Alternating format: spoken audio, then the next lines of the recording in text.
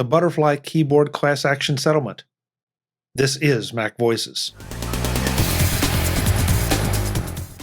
This week's MacVoices is supported by Kolide. Kolide is an endpoint solution that uses the most powerful untapped resource in IT, end users. Learn more at kolide.com/MacVoices. Welcome to MacVoices. This is the talk of the Apple community, and I'm Chuck Joyner.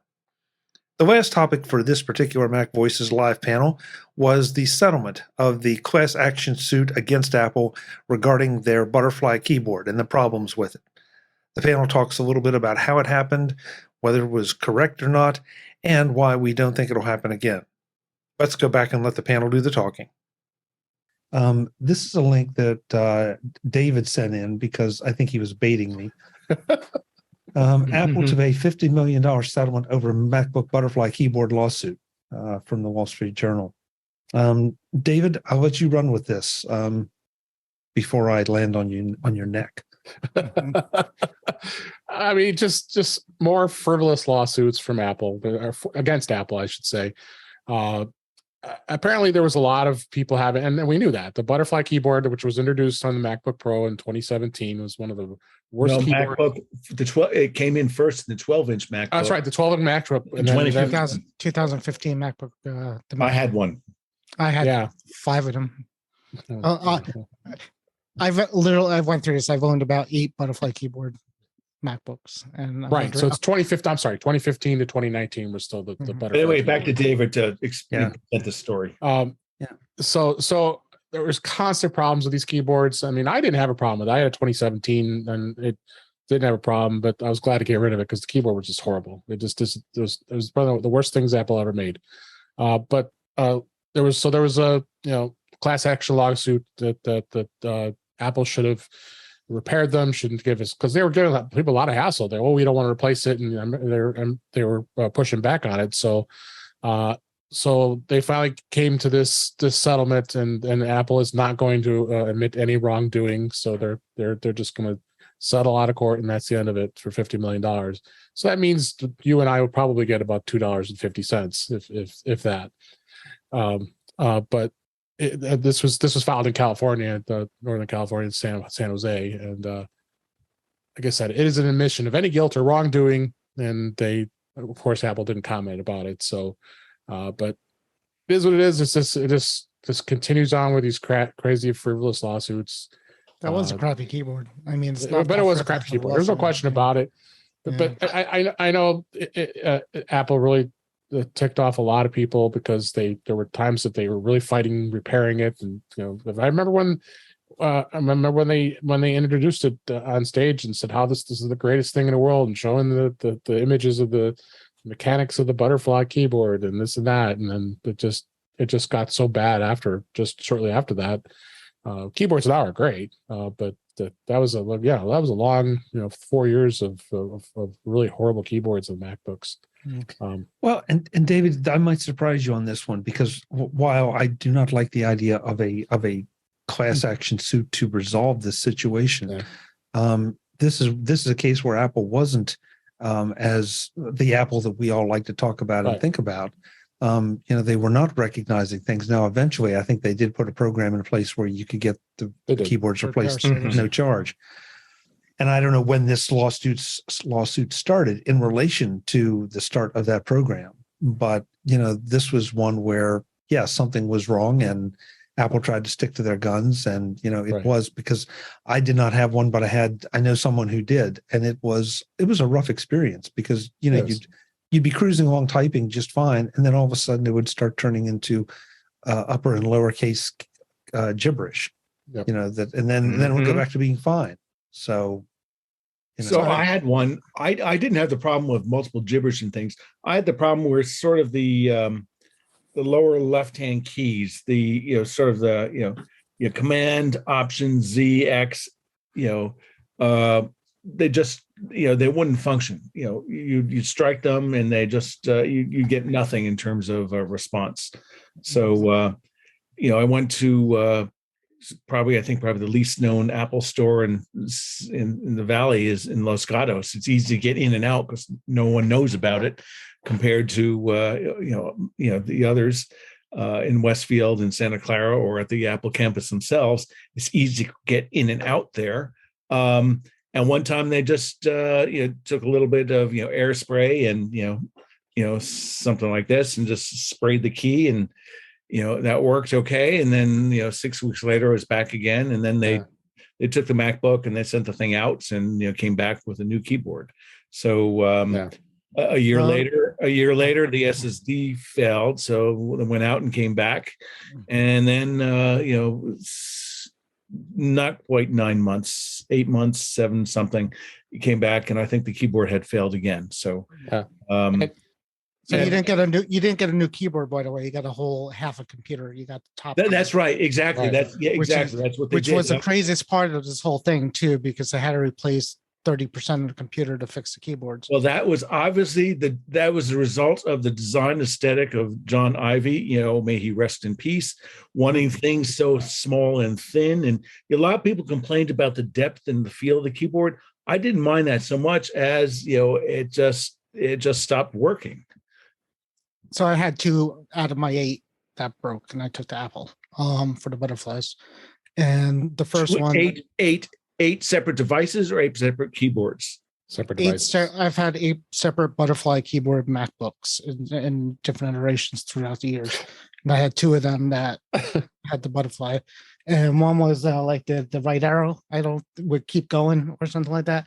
So the same kind of thing. So I tried the error and things like that. But I mean, when the recall came out, it was kind of like you were getting, again, a third of a new computer for free, which was nice for, at the time to get that. If you remember, there was some guy who was spearheading this whole thing early on, and I got to pull up his name, but he started this whole butterfly keyboard rebellion. And basically everybody got behind him. And I think that's what made Apple start the repair program. Right. At that point. Right. Wow. I mean, the way I would think about it is, it's unfortunately, this is one of those things where as much as they can test it in the lab, and I'm sure they launched it thinking it was great. And probably for most people, the first, 1, 2, 3, 4, 5, 6, 7, 8, whatever months, it worked well. It's just that that's not something they could really understand what the extended life cycle is. And, it wasn't, I don't think it was bad intent. They're, let's screw all these people by offering this brand new short stroke keyboard. Apple wasn't, malevolent like that. It's just that, the design didn't stand the test of time. Yeah, it got me on the kick of keyboard covers, and I still use them today. So when I first started, the first problem I have, you get the thin keyboard layers, and they've come a long one too. They're not bad, and it saved me, I'm sure, a few times. Yeah, there's a link in that article that I remember this vividly. With Joanna Stern wrote that article. If you click in there, that they purposely published it in the Wall Street Journal with all the misspellings because of her keyboard not working. Yeah. So I remember that.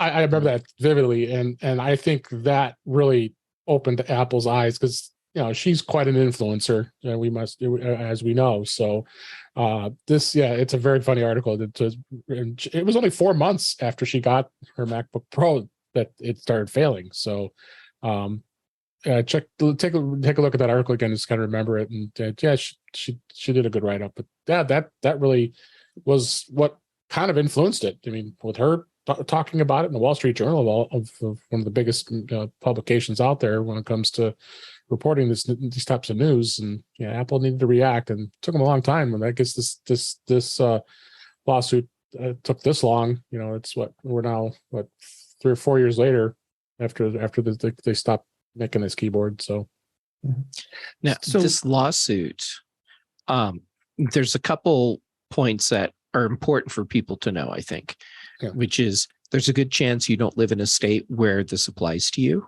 Right. Because it's like 5 states total. And then there's a sliding scale of how much money they're projecting people will get. Right. So if you've had like more than 3 or 4 keyboard replacements, then it's like $300 you're supposed to get. And if it's more than 2, but less than the higher threshold, then you get like $150. And then there's like a $50 threshold. And so people need to be aware of that. Right. Now, as far as my laptop goes, I got a 2016. So you just beat it. So 2016, 16-inch MacBook Pro, and 15-inch. Whatever. Yeah, 15-inch. Yeah, and Because I have one too. I've lost track of the number of keyboards that it went through, and all of the other things Apple did trying to address the problem. And in each time, I was without my computer. So my original plan had been, I've got the new computer, I'll take my old MacBook Pro and sell it. And I didn't, on the advice of a couple of friends, and I'm glad, because I spent from 2016 to 2019 using my old laptop so much that I might as well have not had the new one. And at the end of my extended Apple care, I went in because the keyboard was having trouble again. And at this point, the only original parts on the computer were the display and the bottom panel with the serial number. I went in and they brought up my case file, and the guy just starts scrolling and scrolling on the iPad. And it's just like screen after screen of how many times it had been in. And he looks at it, and it's like 2 weeks to the end of my Apple care. And he says, "Excuse me, I'll be back in a minute." And he comes back like 10 minutes later, and he says, "Can we give you a brand new laptop?" Yeah. And, and so they sent me out the door with a brand new 2019 MacBook Pro, which incidentally has worked fine. The crazy thing is they probably should have just replaced the computer. But considering the problems that we were having, that was probably the best time to replace it. Because if they'd given me like a 2018 model, I probably still would have had keyboard problems. Well, they kept saying every year, I just read a few press, every year that they came out with a new one from 16, 17, 18, they said they fixed it. Right. Yeah. And I went through all those keyboards and no. Yeah. So yes, I went through a major pain in the ass with my laptop. But every time I took it in, Apple did what they were able to do at that point in time to try and fix the problem. So at least they were trying to address the issue, but holy crap. Yeah, it took 3 years, and then finally they're like, just have a new computer. We're sorry.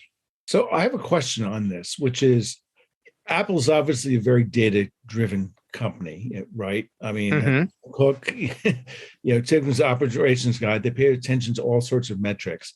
This could not have been a surprise to them that, this was a turd and a cream puff. Great computer with a crappy keyboard. So I guess the question is, why were they so butt-headedly slow in responding, even with the keyboard repair program, or anything? I mean, what is it about the operation of that company that it just, because this is part of the era, we have all these crappy keyboards, we have no ports, we have battery life, we're not getting faster processors. There was this period of, 3 or 4 years of, even the Apple faithful just dumping on the Mac. What is it about the management at that company that, they just shut their mouths and, didn't do anything really? They don't want to admit, they never want to admit guilt. Yeah, but they've always been like that with the headphone jack and the 3G antenna and the full gate and the bend gates. They don't admit it that they made a mistake. And of course, all their engineers are telling Tim Cook, we're fixing it. This, it's going to work. And Tim Cook believed them, and that's what happened. Well, and I have a feeling it was a little more insidious, and by that, what I mean is, I think that as they started to see the problems that were coming up, in this case with the keyboard, they have people sitting in front of big screens with really large numbers, spreadsheets, and they're crunching data and they're crunching dollar values. And they probably initially looked at the numbers and said, it's cheaper not to do anything and deal with this as customers come in And then later on, they had to reassess that because then it became more expensive to just deal with one-off customers because there was a lot more than that. And there was also bad press happening. And then at that point, it changed the values in their spreadsheet. And then we got the repair program. And in the end, it was probably still cheaper for them from their perspective to handle everything in the slow process that pissed off all of us and throw $50 million at the problem to make it go away in the courts. Well, 50 and million call it good. 50 million is chump change. And as I said, from that 12-inch MacBook, I love the computer and I really appreciate Apple Care because of the number of times I've had to go back there with a failed screen, a couple of failed keyboards, a failed SSD. It really does a great job for when you need it.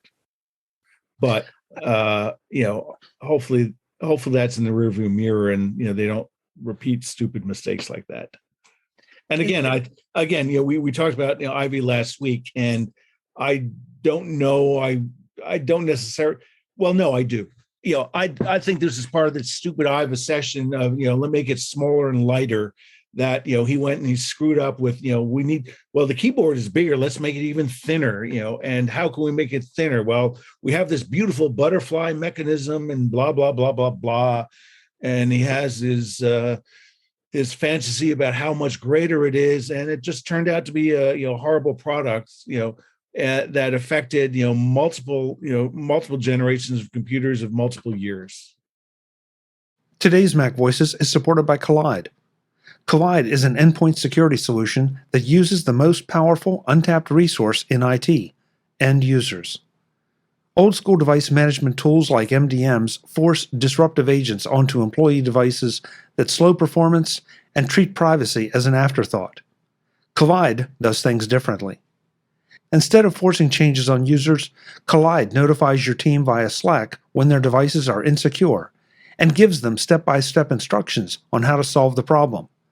By reaching out to employees via a friendly Slack message and educating them about company policies, Kolide can help you build a culture in which everyone contributes to security, because everyone understands how and why to do it. That makes for a stronger security now and a stronger security future. You can meet your compliance goals by putting users first. Visit kolide.com/MacVoices to find out how. That's Kolide, KOLIDE.com/MacVoices. Thanks to Kolide for supporting this edition of MacVoices. And Mark, that's where I was going to go. I'm not necessarily.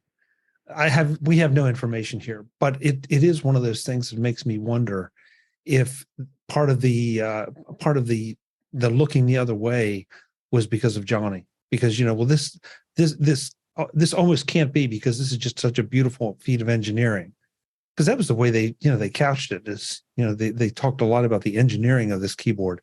Yeah. And I had one too, and I didn't think it felt bad, and I never really ran into all of this problem. I ran into a little bit, but not like I guess Jeff and a lot of other people.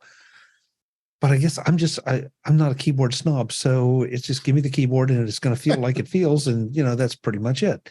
And I have to wonder, with Johnny's pursuit of thinness and lightness, if that might not have contributed to just what Jeff said, looking the other way, because economically it's going to be one thing, but we may have to deal with Johnny, and that's another. Well, no, I mean, I think Jeff makes a really important point, which is, as a big corporation, and I know even small corporations, they'll look at things and decide, okay, is it better to fix on fail, than to do a mass recall? And then the imponderable is what happens out in the marketplace. How big a problem does this become? Does it really become a PR nightmare, et cetera, et cetera, et cetera? And then it seems to me that Apple's so for that, I agree with Jeff Gamet's analysis. I think the other thing is about the Apple culture is, they'll until it became so obvious that they were screwing their pro customers with that trash can round circular Mac that, Phil Schiller had to come out and do a mea culpa that we forgot about you and abandoned you, and please, please, please stay with us. Other than that, their culture is, if they make a mistake, they move forward and they fix it. They just don't admit, that something was a B idea instead of an A plus, a revolutionary, genius, world changing event. And I'm being sarcastic because, I'm being sarcastic because they set themselves up for that in the way they portray themselves and they communicate, how everything is beautiful and the best ever. Well, of course, it's this year's product. Of course, it's the best ever. It's better than the year before, the year before that. Even if it's only better than 3%, it's always the best ever. But, they have this this evangelical zeal about how great the stuff is. And then when things fail, they just don't seem to be able to respond and relate to their customers. It's sort of like, it's that line in, not Caddyshack, Animal House, Flounder, you f***ed up, you trusted us, and, I think, sorry if that gets you an adult rating for this, but, that's the sort of sense we get, from Apple nowadays, is they're bigger than beyond belief that, individual customers, unless you rise to, class action suit, even though it's only $50 million, they're just merrily going on their way. And that's why, frankly, I think it's a good thing Ivy's gone. He made a lot of beneficial contributions to Apple, but I think his focus on thinness and lightness drove out ports, led to a crappy keyboard, led to suboptimal battery life because they were stuck on Intel processors. It's time to, enjoy his retirement. Let's look forward to new and exciting designs going forward. And Apple can do better than they did for that 5-year period with Macs of desktop and desktop. Actually, all of it. The entire line, iMac notebooks and Mac Pros. For 5 years they just stagnated. And I'm glad. We were talking about this a little bit last week about the sales numbers that. The market seeing that, Apple has some really exciting products and they're responding and buying a lot more. Mark, you really have to tell us how you really feel. I know. I'm told I have problems, communicating. Brian in the chat room, he agrees with you. Certainly, it seemed the pendulum swung way too far on form over function. And I think pretty much everybody here agrees with that. At least I don't think I'm speaking out of turn. And so, Johnny did some amazing things, and, maybe it was Steve that was able to rein him in, and Tim wasn't paying enough attention. I have no idea, but it is what it is. They're doing it now. This keyboard you got the Touch ID on this keyboard. You have to have an M1 processor in order to use it. So you can't go and buy this keyboard and say, oh yeah, it's going to work on my Intel base Mac. It isn't going to. The keyboard will work, just not the Touch ID. That's right. I have one. I don't mind the short, keystroke. So I'm not. It's just it needs to be a good keyboard that works reliably. No, this is a great keyboard. It just say if you want this Touch ID to work, you have to have an M1 processor to do it. Which, by the way, is stupid. It is kind of. Jeff, I don't know. You have to draw a line in the sand somewhere, and the M1 is as good a place as any to do it. I think it's an artificial line that was unnecessary. It may be an artificial line, but we don't. No, but I'm not going to let that stop me from having a very strong opinion about it. Yeah, well, that's fine. That's fine. Same thing with Stage Manager. It's coming up in iPad OS 16. You have to have an M1 processor in order for it to work. So there's a lot of money too. Like if Apple, that seems a little more fishy. If, for what Mark was saying, if Apple admits that they did wrong and people on the horizon saw a fix to it with a future model, nobody's going to buy a MacBook until it's fixed. And that's right. Tim wants people to think, Apple wants people to think that this is where this is what we're doing, and we're going forward with this.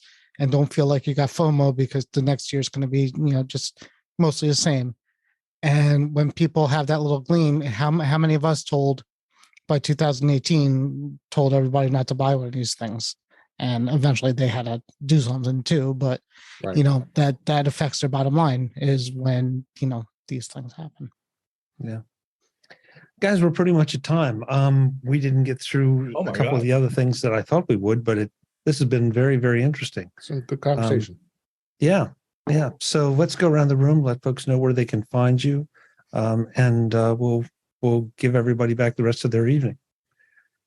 David, I guess I will see you in a few days. So I know where I will find you over the weekend, but where else can folks find you? You can find me at In Touch with iOS at intouchwithios.com. Actually, you will be on the show this week. You'll also find me on my YouTube channel, which is youtube.com/intouchwithios. I'm on the Mac Show on Fridays with the British Tech Network, as well as on Twitter at DaveG65. Thanks again, Chuck. Great. Thank you. Good to have you. I'll see you soon. Yes. Warren, I guess I will see you soon as well. I did have one question, though, for you. Of those 8 Mac Butterfly keyboards, were they all bought at Best Buy? Probably no. No, I don't think so. And actually, the thing with Best Buy is you can't get things on launch day usually. So mostly I went with Apple, but somewhere. But again, I don't work for Best Buy, but if you buy a laptop at Best Buy, Apple Care goes everywhere. Apple will fix your laptop for you. Yeah. So you will be at MacStock as well. Well, you'll see me Sunday. Yeah. I'll see you Sunday. Where can folks find you? I'll be doing this hopefully next week, and Dave's show. I'm sorry I'm gonna miss it, but I'll be in the air. And other than that, look forward to it. Great. I'll see you then. Jeff Gamet, unfortunately, we won't see you at MacStock, but people can see you other places and hear you other places. Where would those places be? That's true. Sorry, I won't be there. I'll miss seeing all of you in person. I'll miss you. You can find me on Twitter and Instagram, JGamet on both, youtube.com/JGamet for some videos. The British Tech Network, I'm hosting a couple shows there. I'll be on In Touch with iOS this Thursday with Dave. There's the Context Machine, Brian Chaffin and I are doing. Also, if you're going to WordCamp US and you don't have a ticket, like a lot of us, send me a direct message on Twitter and I will hook you up with our Slack for people that are going without WordCamp passes. And we're calling it the taco track because there's so many great taco places in San Diego. So we're going to have basically a side party the whole time that WordCamp US is going on. Great. Thank you, Jeff. I'll have to say, Jeff, the Context Machine, you got to listen to the last episode because of Brian not opening his studio display. What is WordCamp? WordCamp is late September. I can't remember the dates. Did you ask when or what? What? Oh, okay. It's a annual conference for WordPress users, and they do WordCamp conferences all around the world, but then there's a couple big ones each year. There's WordCamp Europe, there's WordCamp Asia, there's WordCamp US, and so WordCamp US, that's coming up in September 9th. And it's in San Diego? Wow. Didn't even know, did you, Jim? I'd never heard of it. Oh, well, then you better send a direct message to Jeff and get on the taco track. Right. Yeah. But I don't use WordPress, so that's a detail. And for people that are in the know, yes, I designed a taco track Wabu.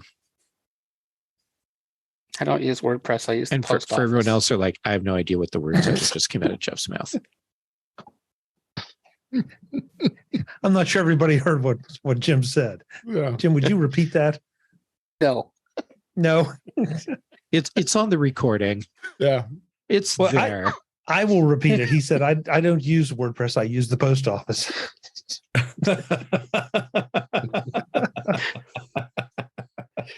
I like to support my local podcast, so that's why I use Squarespace.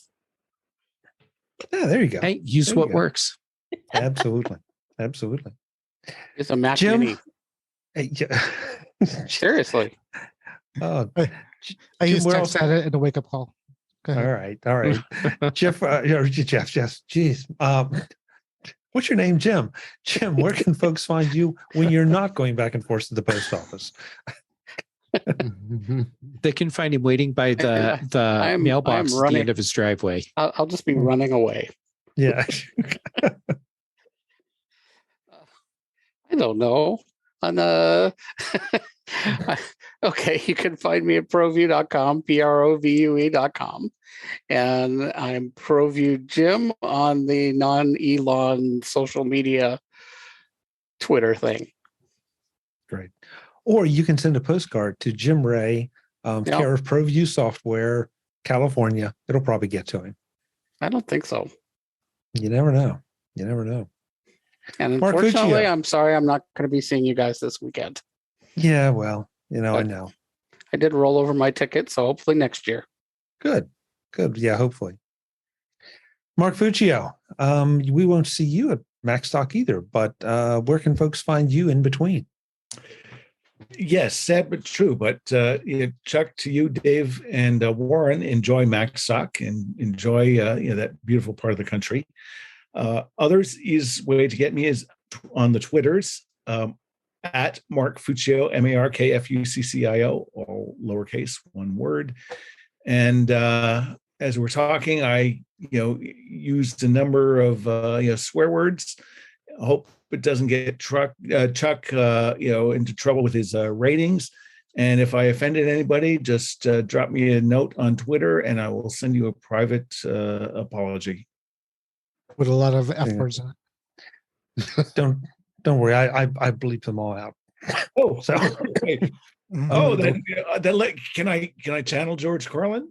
no, please. It increases the edit time, so no, that's just. But the only the people that do the live show are treated to the uncensored version. So. Oh, okay. Brittany Smith, I'm so glad you got here early, and I'm glad you're here late, so we can find out where folks can find you. Thanks for having me, Chuck. On Twitter, when I'm there, I'm ADD Liberator, and that is also the YouTube place where I put up videos, often me talking about iPhone things. And if somebody needs the other things I do, my website's conquer.consulting. Great. Thanks so much, Britt.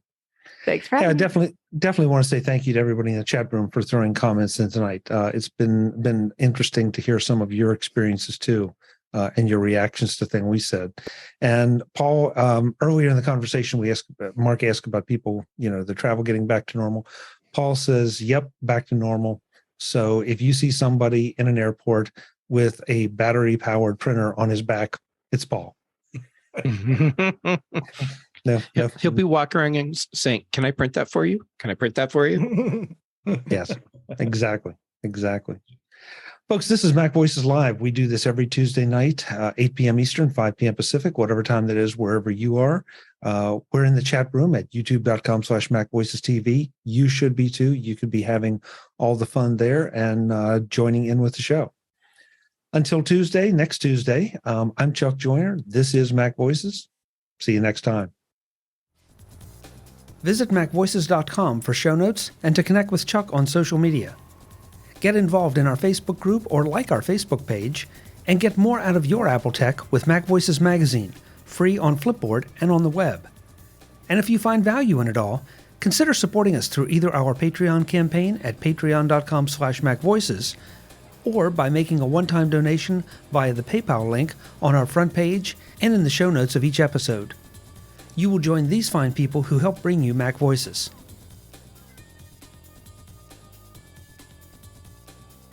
Advertising handled by Backbeat Media at backbeatmedia.com.